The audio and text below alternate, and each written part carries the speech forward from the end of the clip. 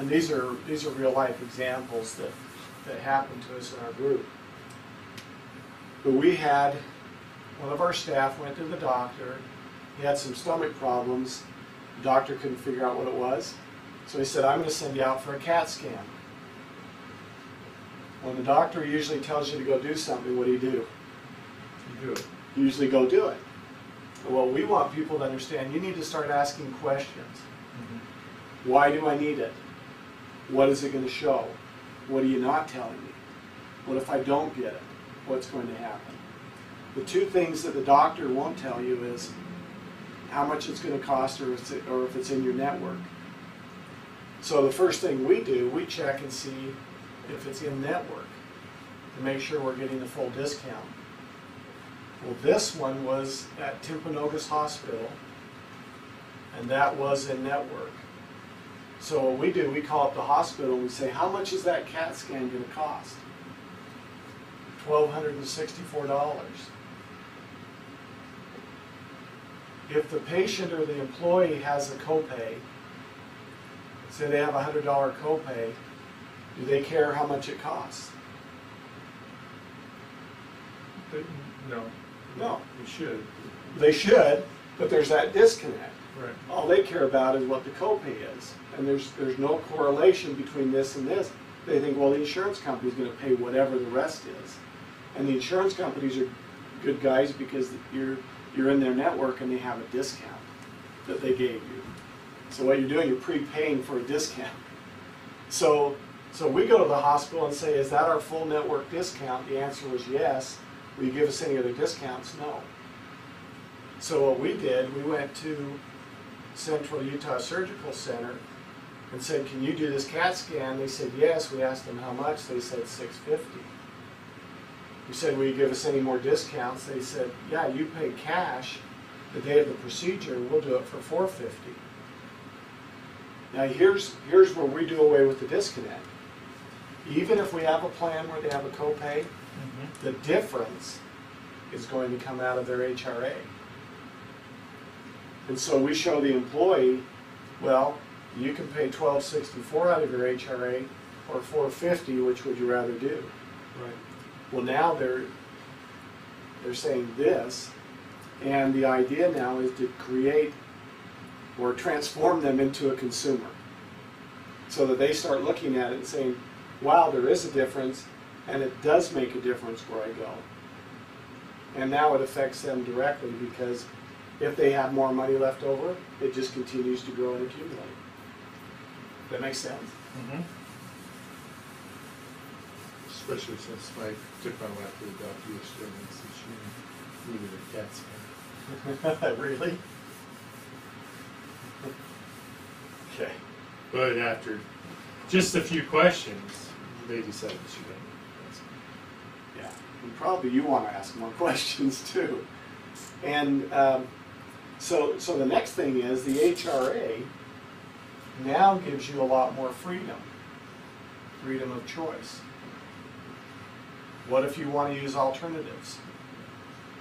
Alternative treatments or supplements or different products, you can now do that and you can pay for it through the HRA.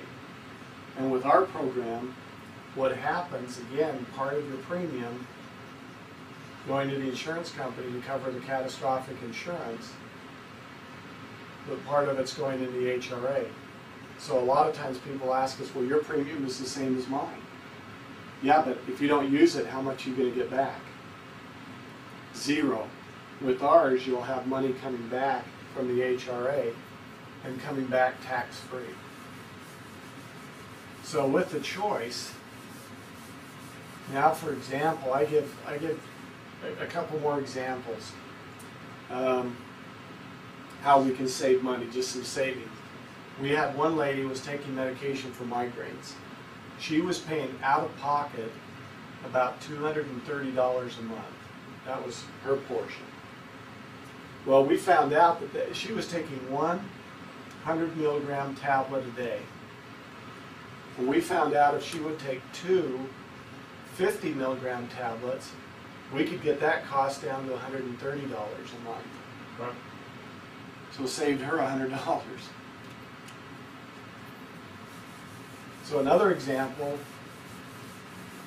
is this. We have another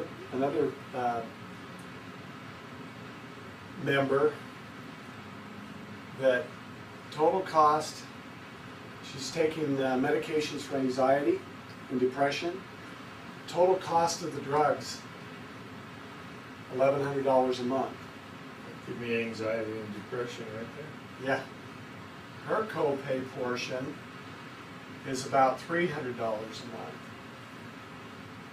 She takes 2 medications for anxiety and depression. She takes 2 medications to offset the effects of the first 2 so she can sleep. So, and this is what we want people to understand, that all these medications have side effects. Do you know what the #1 side effect of antidepressants is? Make you depressed? Suicide.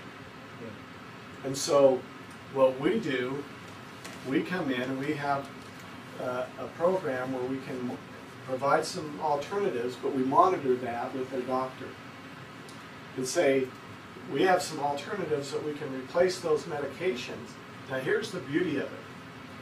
Cost of the alternatives, about $270 a month initially, and then eventually it goes down to about $150 a month versus $1,100 or even $300 that she's paying out of pocket. So saving money without the side effects. So I use myself as an example as well. So I used to play a lot of sports, and I quit playing when I hurt my knees, and my cholesterol went up. So I go to the doctor, and he checks me out, and I have high cholesterol. What does he do? Prescribe something. He writes out a prescription. What do? You take it. I go get it. Here's what we want people to start doing. Start asking some questions. Is there something else I can do? Most doctors, traditional doctors, what are they going to say? No. No. It's a medication. And I joke and I tell people, medication is what men take when we don't want to exercise. So I'm taking medication for cholesterol. And so the other thing we need to ask the doctors a lot of times, because these medications have a lot of side effects and allergic reactions, the first thing we should do is ask for some samples. Check it out, see if I'm okay with it. Right. The next thing we should do is to get the cost down, we should ask for a generic. Now, I actually got some samples. The name brand was $150. The generic was $85. So right there now, I'm being proactive. I'm being actively involved in my health. Right. And saying, okay, I want to try this out, see if it works, so I don't go buy a medication, and then if I can't take it, I've just blown some money. Right. But in addition, I want to save some money here and get a generic. But here's what I found out. This is an actual diagram of a human being. You can show it as good as I do. The liver produces most of the cholesterol. The problem is the heart uses HDL cholesterol for its building block for its muscle. And it may say, hey, we need some cholesterol up here. And so the brain starts sending messages for cholesterol to go up. And the bad cholesterol keeps falling off the truck and getting stuck in my arteries. And the #1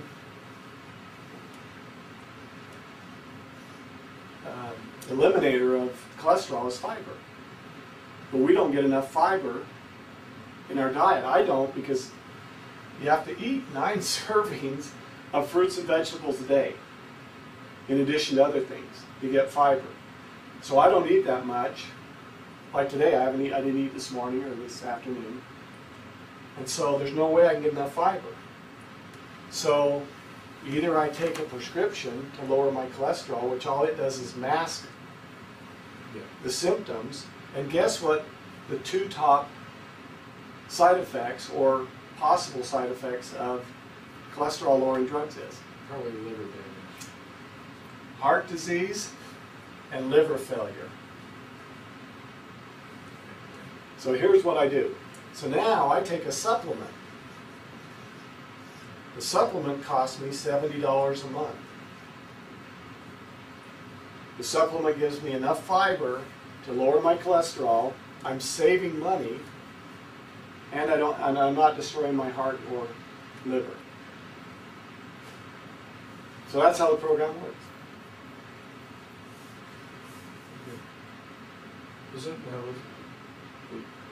Any questions? Oh, nope, I'm looking at your save, learning, earn. That part. So So,